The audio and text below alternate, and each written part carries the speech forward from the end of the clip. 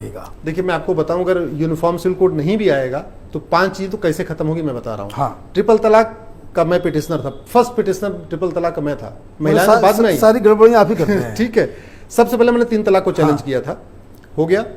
अब मेरी PIL pending है पॉलीगैमी, हलाला, मुताह, मिस्यार और शरिया कोर्ट पे। इन 5 चीजों को मैंने चैलेंज किया। ये क्या क्या है? पॉलीगैमी का मतलब जो लोग 4 शादी करते हैं, सुप्रीम कोर्ट मेरी पिटीशन पेंडिंग है। राम मंदिर के बाद वो 5 जजेस के सामने रेफर हो चुकी है। जैसे राम मंदिर खत्म होगा मैं उसको मेंशन करूंगा, उसमें सुनवाई करवाऊंगा।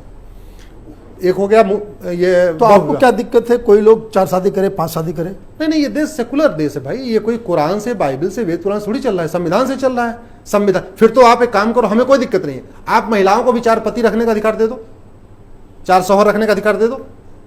हमारी लड़ाई इस बात से बराबरी को, गैर बराबरी को लेके है।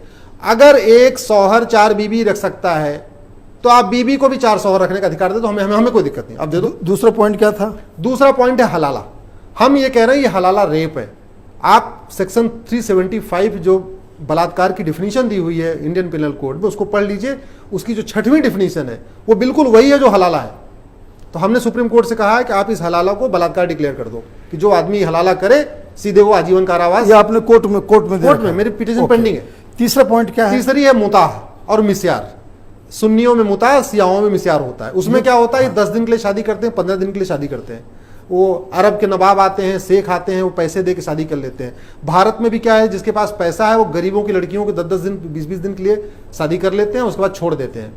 होता क्या है कि उसके बाद वो लड़कियां प्रेग्नेंट हो जाती हैं, 12 साल 14 साल की बच्चियां। मुताह मिस्यार के चक्कर में उनकी जिंदगी बर्बाद हो गई। लोग मजे लेके चले जा रहे हैं पैसे दे के, उसके बाद वो बच्चे पैदा हो रही हैं, वो कहते नहीं बिना ब्याही वो विधवा हो जा रही हैं और उनके बच्चों को कोई देखभाल करने वाला नहीं है, तो उनकी जिंदगी तो वो इस दौरान जो संतानें जो होती हैं, हाँ, उसका कोई केयर टेकर नहीं, क्योंकि शादी निकाह हुआ ही नहीं।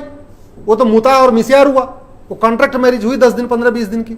हैदराबाद में खूब होता है, केरला में खूब हो रहा है, और इवन नॉर्थ इंडिया में होता है। तो ये ओवैसी साहब इसके खिलाफ आवाज नहीं उठाते? वो चुप रहते हैं, वो सेकुलर आदमी इसलिए चुप रहते हैं, हम कम्युनल है इसलिए हम आवाज उठा रहे हैं। अच्छा, चौथा पॉइंट क्या था? तो मुताह मिस्यार हो गया। हाँ। तीसरा, चौथा, 5वां पॉइंट है शरिया कोर्ट। पूरे देश में ये जो पर्सनल लॉ बोर्ड है ना, पर्सनल लॉ बोर्ड के बारे में बताऊं, एक NGO है। 1973 में इसका रजिस्ट्रेशन इंदिरा जी ने करवाई थी अपनी सल्तनत को बचाने के लिए और समाज में डिवाइड एंड रूल करने के लिए, अपने पॉलिटिकल फायदे के लिए उन्होंने एक NGO बनवा दिया।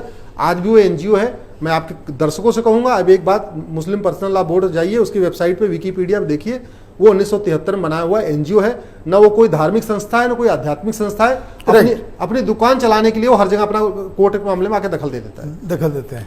उसने क्या कर रखा है कि पूरे देश में हर एक जिले में तो है ही है, उसने तहसील स्तर पर अपने दारुल कजा बना दिया, जिसको शरिया कोर्ट बोलते हैं। अब वो क्या कर रहा है कि सारे मुस्लिम्स के जो मामले हैं उसको शरिया के तरीके से निपटा रहा है। हमारे देश में ये तो अलाउड नहीं होना चाहिए। तो ये जुडिशरी के पैरेलल एक और जुडिशरी बनी हुई है, शरिया कोर्ट, जिसको दारुल कजा लोग बोलते हैं। तो मैंने उसको भी चैलेंज किया हुआ है। तो ये 5 चीज चली जाएंगी, कॉमन सिविल कोड आए चाहे ना आए, ये मैं आपको बताने की कोशिश कर रहा था। मैंने UCC आया